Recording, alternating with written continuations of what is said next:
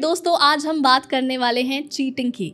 अगर आप उनमें से हैं जिसने कभी ज़िंदगी में चीटिंग की है, या फिर उनमें से हैं जिनके साथ चीटिंग हुई है, या फिर उनमें से हैं that you have the fear of getting cheated on, या फिर उनमें से हैं that you have the temptation to cheat, then this is the video for you. Recently मैं थिएटर में जाके खेल में मूवी देख कर आई। मेरा इंटेंशन ये मूवी के बारे में बात करने का इसलिए ये नहीं है कि मैं स्पॉइलर देना चाहती हूँ या रिव्यू देना चाहती हूँ। ये मूवी बहुत ही कमाल और बहुत ही ज़बरदस्त और बहुत ही रियलिटी ऑफ सोसाइटी के ऊपर बनाई गई है। मूवी में इनफिडेलिटी और चीटिंग को बहुत ही कॉमेडिक वे में डील किया गया है। बट जब मैं इस मूवी को देखकर बाहर निकली तब मुझे ऐसा लगा जिस तरीके से इस मूवी की एंडिंग हुई है, जितने आसानी से इस टॉपिक को शन कर दिया गया है, वैसा रियलिटी में नहीं होता है। और मुझे लगा कि yes, this is the topic, this is something that I really want to talk about. जब हम चीटिंग की बात करते हैं तो प्लीज़ इस बात को समझिए कि ये ऐसा नहीं है कि सिर्फ इस ज़माने में चीटिंग हो रही है।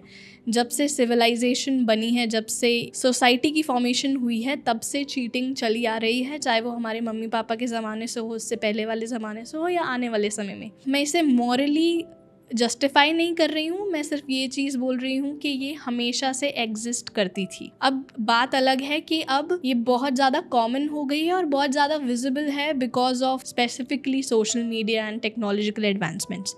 बट खैर, आज हम इस वीडियो में 3 चीज़ें डिस्कस करने वाले हैं। पहला, वाई डू मेन चीट, और rather I should say why do people cheat. Second, what is cheating, इस चीटिंग की एक्चुअल डेफिनेशन है क्या। And number 3 is what to do when someone cheats on you. While talking about why do men cheat, एक study है जो America ने conduct की 475 लोगों पर, कॉर्पोरेट ऑफिसेज में, एंटरटेनमेंट इंडस्ट्री में, यूनिवर्सिटीज़ में, और कंडक्ट करने के बाद कुछ 8 पॉइंट्स फ्रेम किए जिसके मुताबिक men cheat। बट मैंने उस स्टडी को समराइज किया है इन 4 points. So this is my version of why do people cheat. Number 1 is their needs not being met. कुछ लोग ये बोलते हैं कि जिस पार्टनर के साथ हम करंटली हैं वो हमारी नीड्स को सेटिस्फाई नहीं करता, इसलिए हमने बाहर गए या इसलिए हमने बाहर जाकर चीटिंग की। और वो नीड्स कुछ भी हो सकती है, फाइनेंशियल नीड्स, पैसे की कमी, फिजिकल इंटीमेसी की कमी, सेक्सुअल कंपैटिबिलिटी की कमी, emotional needs not being met, कि वो मेरी बात सुनता नहीं है, वो मुझे अप्रिशिएट नहीं करता, वो मुझे समझता नहीं है, वो मुझे सपोर्ट नहीं करता, वाइस वर्सा, या फिर वो बहुत ड्रामा क्रिएट करती है मेरी लाइफ में, मेरे को पीस नहीं देती, वगैरह वगैरह।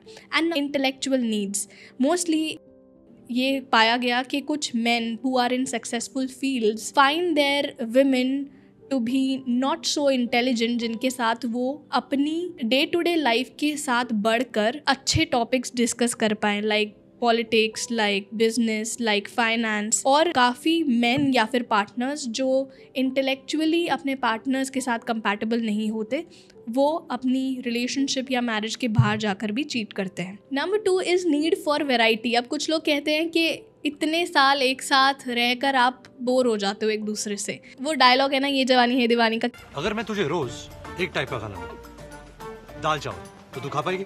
शादी है दाल चावल फॉर 50 साल टिल यू डाई। अरे लाइफ में थोड़ा बहुत कीमा पाव, टंगड़ी कबाब, हाक्का नूडल भी होना चाहिए ना। Exactly, this is it. कि काफ़ी लोगों को लगता है कि my version that I feel more happy, I feel more my self with another person, जिसके साथ मैं हूँ उसके साथ नहीं, किसी और के साथ मेरे को न्यूनेस फील होती है या फिर मैं बोर हो गया हूँ। ये need to experiment, to explore is also one of the core reasons for men or people to cheat. Number 3 is very surprisingly circumstances.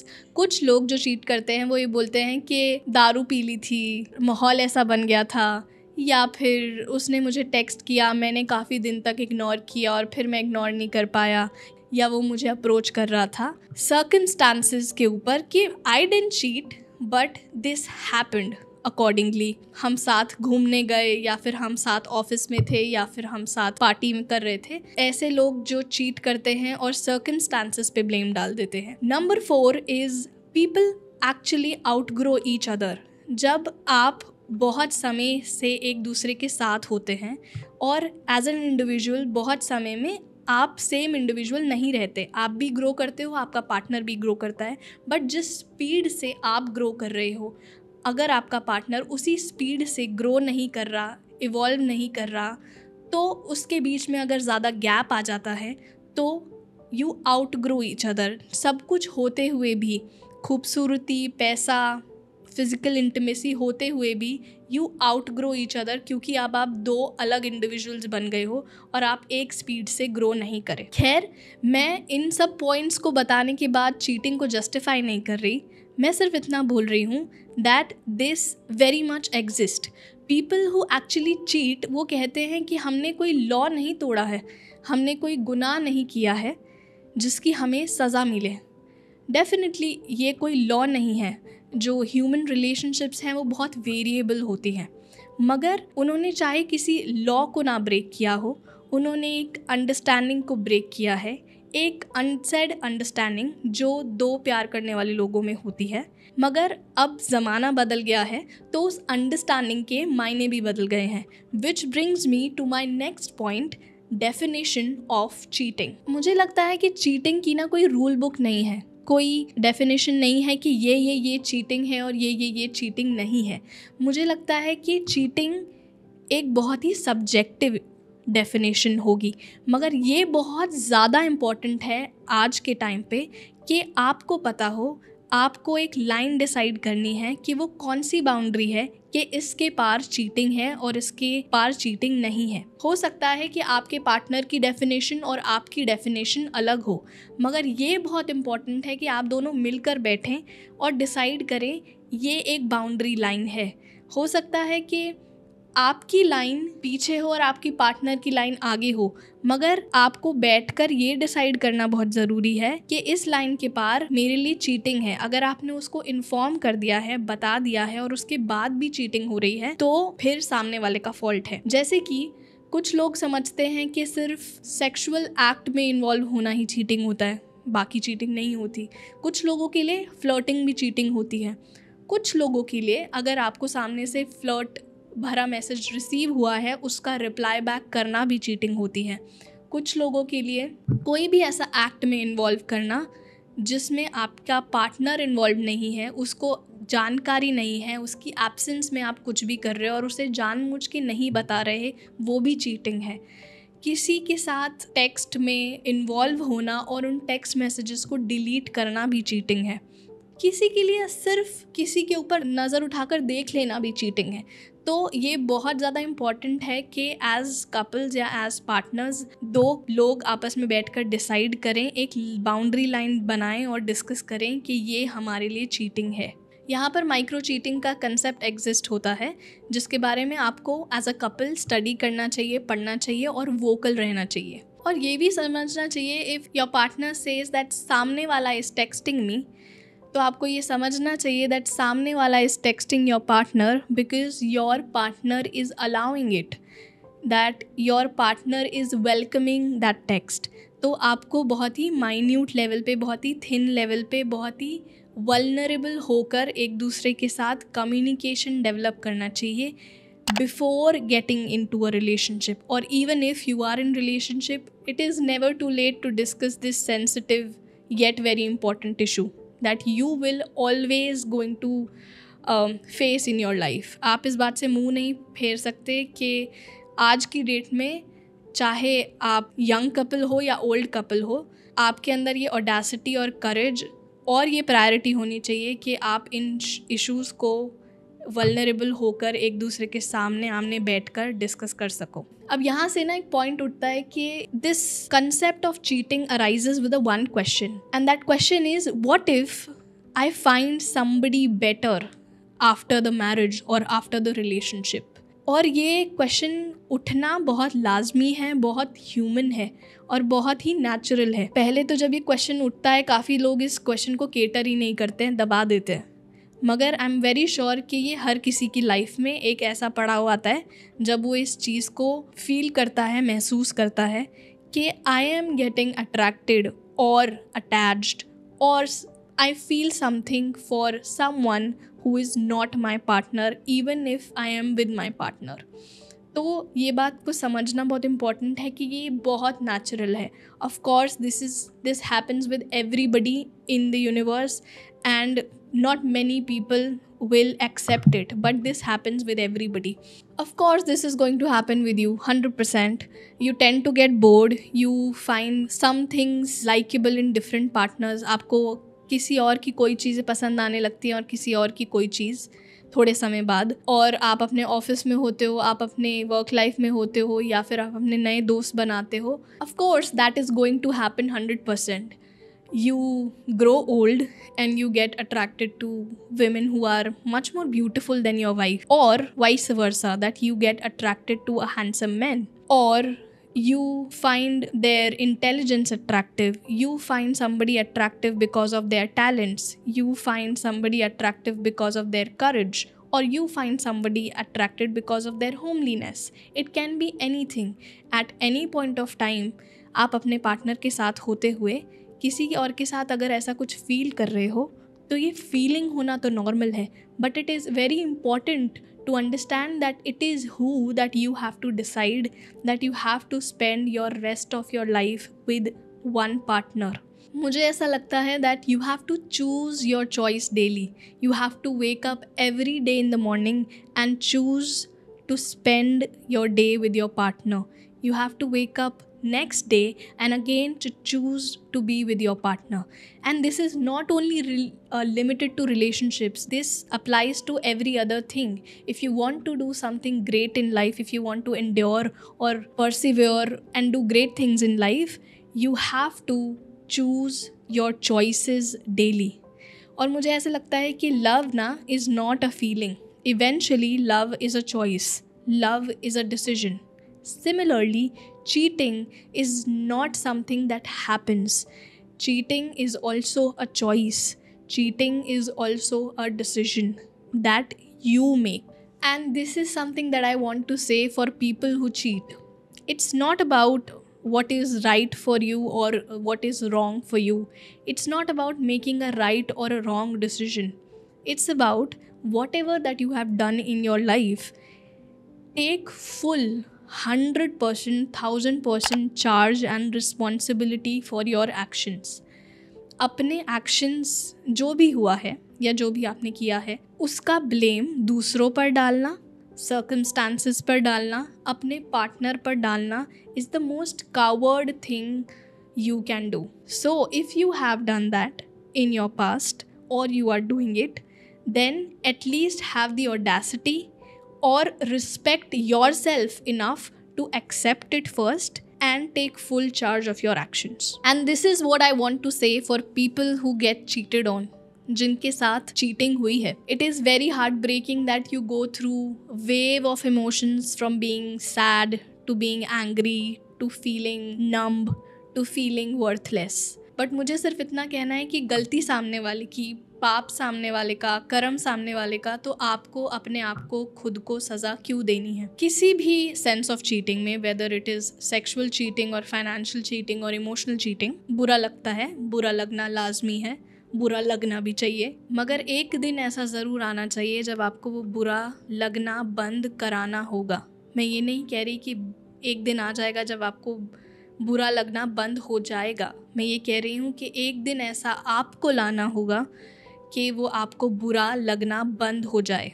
क्योंकि सबसे ज़्यादा पीड़ित लोग वही होते हैं जो ऐसा बुरा लगाते हैं कि अपने आप को एक दुनिया में बंद कर लेते हैं और कभी भी उस फेज़ से, उस दुख से, उस पेन और उस ट्रॉमा से बाहर ही नहीं निकल पाते. तो ये अगेन ज़िंदगी के हर दुखों की तरह, हर रोलर कोस्टर ऑफ इमोशंस की तरह ये भी एक दुख है जिसके स्टेजेस होते हैं, from being sad to being angry to being depressed, and वो 4th स्टेज ऑफ एक्सेप्टेंस आने में कि मेरे साथ ऐसा हुआ है और उसे छोड़ देने में, लेट इट गो करने में बहुत समय लग जाता है.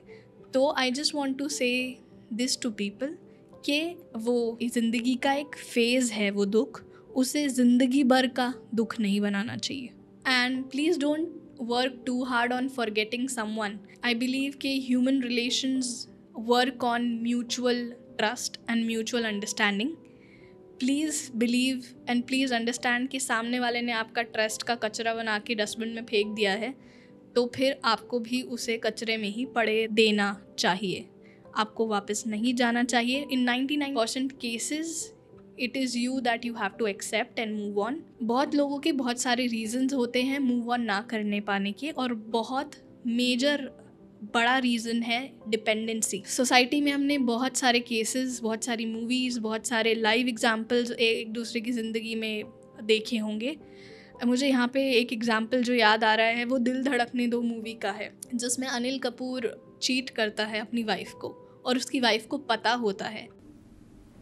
और क्या है आपकी मोरालिटी और क्या है आपके संस्कार? Please tell us. Stop it Kapil. Oh it's true. सबको पता है इनके बिजनेस ट्रिप्स के बारे में. कहां जाते हैं, किसके साथ जाते हैं, क्या करते हैं और कैसे आप प्रिटेंड करती है जैसे कि कुछ हुआ ही नहीं. Whereas the truth of the matter is आपके पास कहीं और जाने को है ही नहीं. ओवर द ईयर्स और उसकी किट्टी पार्टी में उसकी जो फ्रेंड्स होती है वो सारे टाइम मजाक उड़ा रही होती हैं कि ये बिजनेस ट्रिप पे गया है. सबको पता है कि वो चीट कर रहा है और उसकी वाइफ को भी पता है, but she is just pretending कि उसे नहीं पता है. So I know for a fact कि हम एक ऐसी सोसाइटी में रहते हैं जहाँ पर डिपेंडेंसी होती है लोगों की. Dependency of shelter, dependency of finance, dependency of emotions.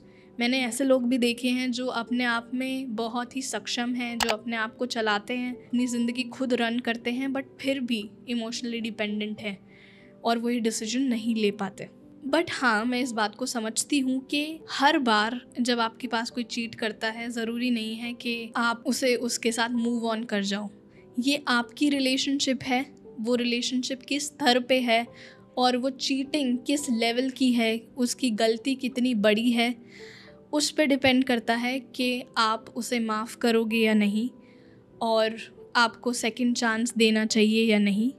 यहाँ पे दो तर्क आते हैं कि अगर आप चांस देते हो सामने वाले को तो आप उसे मौका दे रहे हो वापस वो गलती रिपीट करने का. ये आपकी इंटेलेक्ट और ये आपकी सिचुएशन डिफ़ाइन करेगी कि आपको सामने वाले को मौका देना चाहिए या नहीं देना चाहिए. ये आपकी गट फीलिंग डिसाइड करेगी कि सामने वाला फिर से ये गलती दोहराएगा या नहीं दोहराएगा. ये आपकी समझदारी डिफाइन करेगी कि आपको सामने वाला को दोबारा एक मौका देना चाहिए.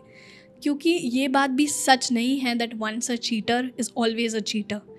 आई think men learn, men change and men grow. This is very much true. This applies to women also. But I can say this for men that men change if they want to, but they only change for one woman. They change for a substantial reason. ये आपके ऊपर depend करता है कि सामने वाला अपनी गलती मान रहा है, वो कितने डीपर लेवल पर शर्मिंदगी महसूस कर रहा है और वो सच में एक आखिरी मौका चाहता है आपसे चेंजेस करने में. So when it comes to moving on, it is very, very, very important for the other partner to understand one thing. You can move on, but move on without being a detective. क्योंकि being a detective, and this is coming from a place girls will understand, कि being a detective will deplete you. क्योंकि जहाँ detective वाले skills आ जाएंगे वहाँ आप actual में उसे मौका दे ही नहीं रहे हो. तो अगर मूव ऑन करना है ना तो फिर आपको वापस ज़ीरो से स्टार्ट करना होता है, मगर डिटेक्टिव बने बिना. And yes, I am saying this again from a females perspective.